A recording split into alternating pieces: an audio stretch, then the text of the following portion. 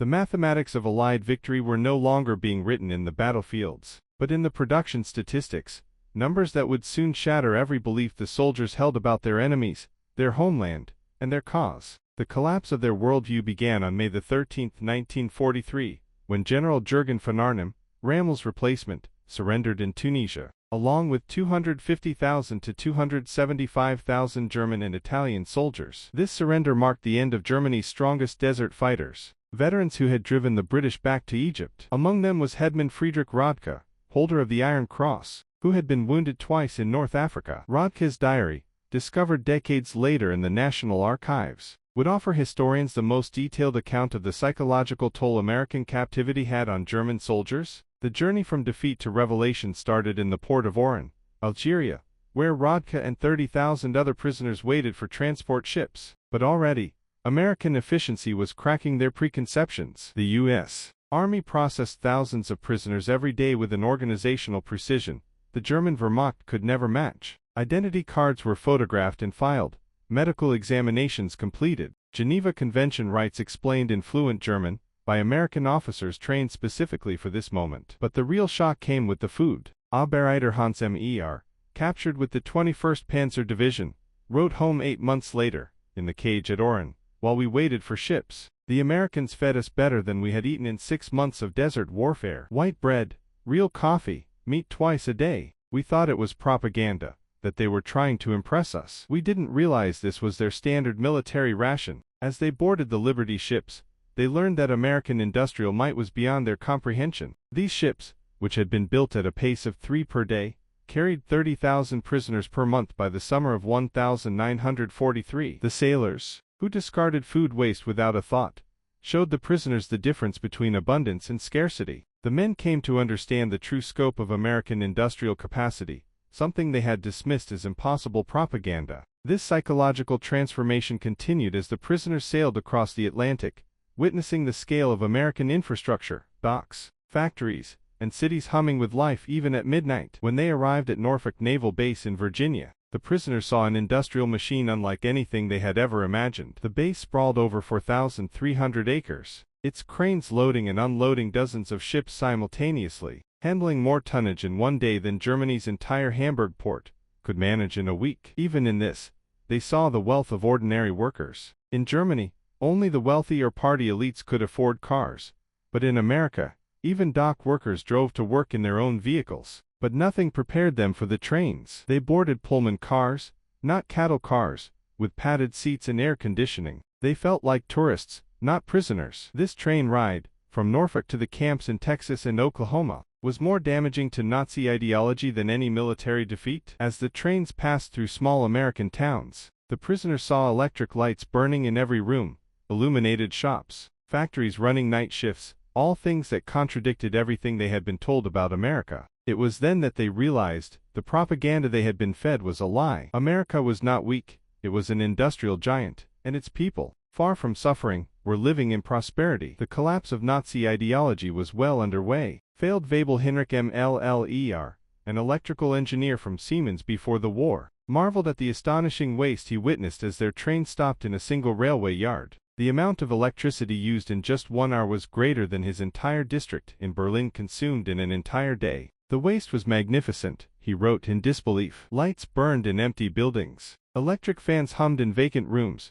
It was the carelessness of infinite resources. The prisoners watched as the train passed through Tennessee and Kentucky, passing endless factories larger than any they had seen in Germany. In Tennessee, the Alcoa aluminum plant stretched along the river for 3 miles, its electric furnaces consuming 175,000 kW of power, more than the entire city of Munich. Near Louisville, the train slowed as they passed the Rubbertown complex, where synthetic rubber plants, constructed in a mere 18 months, produced 800,000 tons of synthetic rubber annually. The Germans, despite pioneering the process, had never managed more than 120,000 tons in their best year. Oberleutnant Erich Hoffmann, a chemist from IG Farben, recognized the implications immediately. In a post-war interview, he recalled, "I knew those plants. I could see the distillation columns, the catalytic crackers. Each facility was more advanced than anything we had built, and there were 4 of them just in this one location. They told us there were dozens more across the country." As the train continued, They passed Ford's Willow Run plant outside Detroit, visible from miles away. This factory, built in just 9 months, produced a B-2 for Liberator bomber every 63 minutes. At peak production, 42,000 workers assembled bombers from 1.55 million parts manufactured by 1,500 subcontractors. The plant consumed 2.5 million square feet of floor space and used more electricity than the entire German city of Cologne. Lieutenant Colonel Verley, a Luftwaffe pilot, pressed his face against the window, noting, "We had been told American planes were inferior, hastily built, would fall apart in combat, but I could see the precision of the assembly lines. These were not inferior aircraft. They were simply built faster than we could imagine possible." As the train ventured deeper into America, the prisoners encountered the full extent of American industrial power. In St. Louis, they crossed the Mississippi River on the Eads Bridge, watching barges carry more grain than Germany's entire harvest of 1,942. Unratia Karl Schmidt,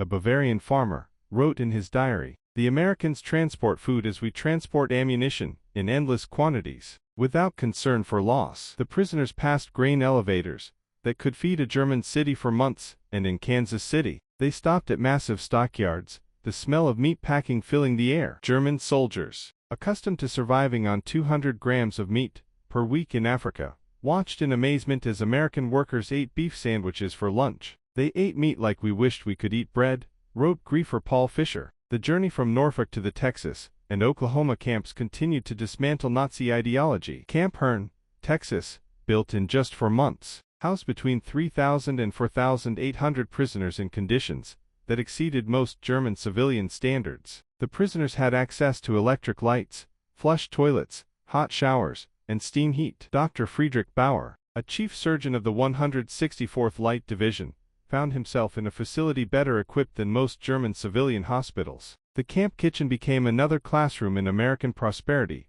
with prisoners discovering walk-in refrigerators, electric mixers, automated dishwashers, and gas ranges capable of preparing meals for 5,000 men. "We threw away more food than my family has seen in 3 years, wrote Otto Krebs, a former hotel chef. Not spoiled food, simply excess. By September 1943, the prisoners were scattered across the country, working in fields and factories. They saw the vastness of American agriculture, the mechanization that far surpassed anything they had experienced in Germany. The most devastating revelations came when they worked near or in American factories, witnessing firsthand the full scope of American industrial might. At a Campbell Soup factory in New Jersey, prisoners observed automated production lines that processed more tomatoes in a single day than most German factories did in a month. This was the true power of the American industrial complex, a power that defied comprehension and shattered the soldiers' faith in Nazi propaganda. By winter of 1943, the ideological collapse among the prisoners was undeniable. Their beliefs,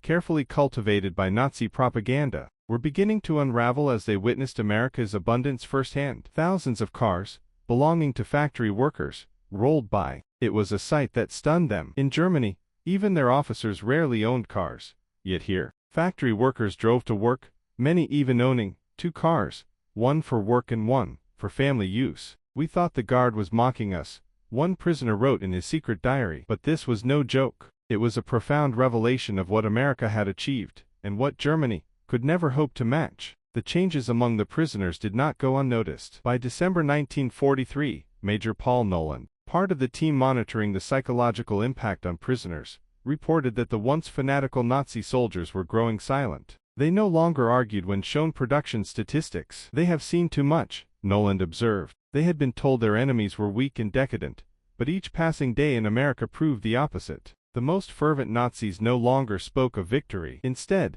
they questioned the lies they had been told about America's strength. The transformation was mirrored in the camp's own newspapers. At Fort Kearny, Rhode Island, the once defiant nationalist tone had slowly shifted to discussions on democracy, economic systems, and post-war reconstruction. Prisoners, especially those who had been anti-Nazi, found their audience growing more receptive. The most profound admission came from Lieutenant Herman Goetz, who wrote, "We were told America was a mongrel nation, weak, divided, controlled by Jews, incapable of military prowess. Every day I am here, I see the opposite. This is the most organized, unified, and powerful nation on earth." We were told fairy tales by criminals. Perhaps the most shattering blow to Nazi ideology came from an unexpected source: the treatment of Italian prisoners. After Italy's surrender in September 1943, Italian prisoners who agreed to cooperate were treated with respect. They were given better quarters, higher pay, and more freedom. In contrast, the German prisoners watched as their former allies worked freely alongside Americans, dining in American restaurants, and even dating American women. The Italians betrayed us, yet they are treated better than we treated them as allies, wrote Hetman Friedrich Schultz. This democracy we were taught to despise appears more honorable than our own system. Christmas 1943 brought the most profound psychological shock. Despite being enemies of the United States, over 500,000 Christmas packages were sent to the German prisoners, each package containing cigarettes, candy, toiletries, and games. Local American communities even invited prisoners to Christmas dinners. At Camp Hearn, Texas, a Methodist church choir performed Christmas carols in German. Women from the town sent homemade cookies and cakes, and the Boy Scouts delivered handmade Christmas cards. Oberleutnant Walter Müller, whose brother had died in the bombing of Hamburg, wrote, "They know we are their enemies. Many have sons and husbands fighting against our armies, yet they show us Christian charity, not propaganda, but genuine kindness." What kind of people treat enemies this way? Only those absolutely certain of victory and secure in their power. The Christmas feast defied comprehension: turkey, ham, mashed potatoes, gravy, vegetables, pies, and ice cream, food quantities Germany had not seen since before the First World War. "We ate like kings," wrote Feldwebel Hansa, "better than German generals eat, better than party leaders." And this was no special occasion, the guards explained. This was a normal American Christmas dinner, and if the Americans could feed their prisoners like this, what must their own soldiers be eating? By early 1944, over 40,000 German prisoners were enrolled in educational programs. They studied English, American history, and science. The University of Chicago provided correspondence courses, while professors from Stanford lectured on democracy and economics. The thirst for knowledge was insatiable. Prisoners, who had been told that Americans were uncultured barbarians, discovered libraries with millions of books, universities that welcomed all social classes, and scientific research that led the world. They read American newspapers freely, comparing multiple viewpoints, a concept unheard of in Nazi Germany. By the summer of 1944, the prisoners witnessed the full might of American industry and agriculture, witnessing how the United States could produce more in a day than Germany could in a year. The fall of Nazi ideology was not the result of military defeat alone, but the result of the overwhelming display of American industrial and social strength, a power that Nazi propaganda had painted as a weakness, but was now clear as a beacon of victory. By the winter of 1943, the cumulative impact of their observations began to produce a profound shift among the German prisoners, one that American intelligence officers would later call ideological collapse syndrome. They saw the endless streams of ships, the artificial harbors, the supply systems that brought 15,000 tons of materials across open beaches each day. Their homeland was being crushed by the very nation they had been told was too weak to fight. "We knew then that everything was lost. Not just the war, but the entire Nazi project," wrote Friedrich Vonnegut. "We had challenged the world's greatest industrial power, with fairy tales and racial mythology. We sent horses against their trucks, rifles against their automatic weapons, courage against their unlimited resources." Throughout their captivity, the prisoners experienced something that shook the foundations of Nazi ideology more than any material wealth could: American humanity. They had been taught to view Americans as weak, sentimental, and decadent. Yet, as they spent time in American custody, they discovered a people secure enough in their strength to show mercy. When Gerrit Hans Miller's son died in the Hamburg bombing, the American camp commander personally delivered the Red Cross message and offered condolences. When Lieutenant Paul Fisher's wife wrote of struggling to feed their children, American church groups sent food packages to her in Germany. In a country America was actively bombing, they separated the German people from the Nazi regime, wrote Hedman Otto. They said they were fighting Hitler, not Germans. This distinction, which seemed like propaganda, proved genuine. They prepared us to rebuild Germany after the war, not to destroy it. The treatment prisoners received, especially in medical care, stood as a stark contrast to what they had experienced in Germany. German doctors worked alongside American medical staff, learning new techniques and using advanced equipment. Prisoners underwent surgeries that would have only been available to the elite in Germany. Mental health treatment, almost unheard of in the Wehrmacht, was offered to traumatized soldiers. Dr. Friedrich Bauer wrote, "They treated attempted suicides with counseling, not punishment. Prisoners with mental breakdowns received therapy, not beatings." This humanity toward enemies revealed a strength we never understood, the confidence of true power. By March 1945, the secret Ray education program had yielded extraordinary results. Over 25,000 prisoners had volunteered for democracy courses. Camp newspapers started publishing articles on constitutional government, free markets, and civil rights. The discussions and debates among prisoners shifted from nationalistic fervor to reflections on democracy and post-war reconstruction. What had begun as the indoctrination of fanatical Nazis became the education of men who now sought a future outside of the tyranny they had fought for. As Oust Hermann Göring admitted in a 1975 interview, "We became missionaries for democracy, not through coercion or propaganda, but through observation. We saw it work. We saw ordinary people living better than German aristocracy. We wanted that for Germany." The transformation was so complete that some prisoners, now fervently advocating for democratic ideals, requested to remain in America after the war. Others formed relationships with American women through correspondence programs, and thousands would later immigrate in the 1950s. In April 1945, as American forces liberated the concentration camps, prisoners were shown footage that left them in disbelief. Initially, many refused to believe the images, claiming it was propaganda, but the evidence, the testimony from American soldiers, the photographs, and eventually the letters from Germany, was irrefutable. For the first time, they saw their own actions through a new lens. They had fought for something evil. As the war ended in May 1945, the prisoners faced their return to a divided, devastated, and destitute Germany. But they were not the same men who had boarded the trains to America. They had witnessed a society built on democracy and industry, a stark contrast to the nightmare they had known. They had been shown mercy, dignity, and opportunity, things they had been taught to despise. America had won not just the war, but the propaganda war. The lessons learned in the American prison camps would shape the future of post-war Germany. Historians have called this Ray education program one of the most successful in history. The program didn't rely on words or traditional propaganda, but on the simple, undeniable reality of American prosperity, compassion, and strength. As Drive. Arnold Kramer concluded, America won the propaganda war not through clever messages, but through sheer reality. Every full meal, every electric light, every working toilet was an argument against Nazism. The prisoners were converted by prosperity. Admiral Isoroku Yamamoto,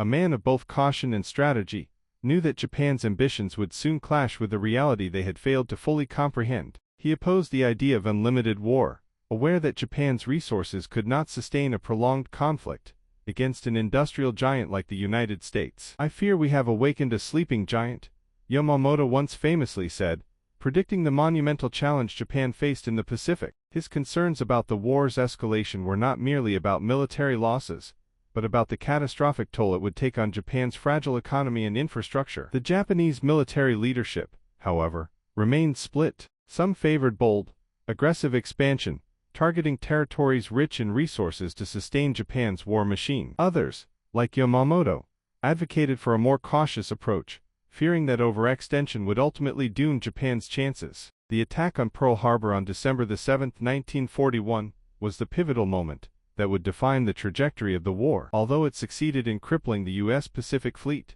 Yamamoto understood that it was a temporary victory. The real battle for Japan's survival would come when the Americans reorganized, and Yamamoto was keenly aware that their industrial capacity would soon outpace Japan's. As the war progressed, the debate within Japan's military command grew more heated. Some factions pushed for a continuation of the offensive, suggesting targets such as the Soviet Union, Australia, and the Indian Ocean, each believed to be crucial for Japan's survival and further expansion. However, Yamamoto saw these ambitions as folly. He knew that invading the Soviet Union, or expanding into Australia would only stretch Japan's forces even thinner and provoke a powerful enemy on multiple fronts. His focus remained on the Pacific theater, particularly the island chains and naval dominance. The turning point came in 1942 during the Battle of Midway. Yamamoto's plan was bold: lure the American fleet into a trap, destroy it, and force the U.S. to negotiate. But the operation had significant flaws. Despite the careful planning and Yamamoto's leadership,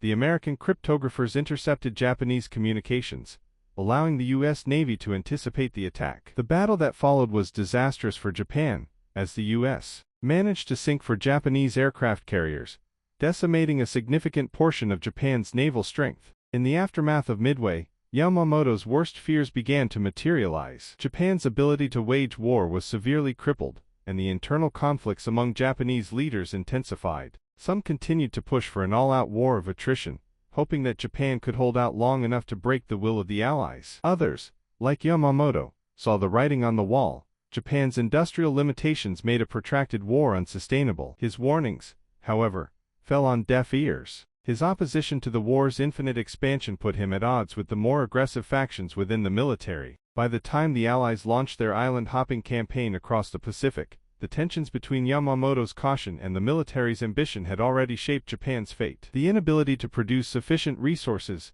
the overwhelming power of the U.S. war machine, and the internal divisions within Japan's leadership all led to the eventual collapse of the Japanese war effort. Yamamoto's concerns about a war without limits were tragically realized as Japan found itself caught in a battle it could not win, against a nation that had the industrial might and resolve to outlast and outfight Japan on every front. In the end, Yamamoto's insights into the strategic limitations of Japan's imperial ambitions proved tragically prescient. His opposition to unlimited war, however, was a voice drowned out by the relentless drive of Japan's military leaders. His tragic death in 1943, in a targeted American attack, marked the end of a man who had seen the truth of Japan's perilous situation. The war would continue, but with each passing day, Japan's chances of victory grew slimmer, as the American war machine, fueled by the industrial prowess Yamamoto had so deeply feared, continued to push forward.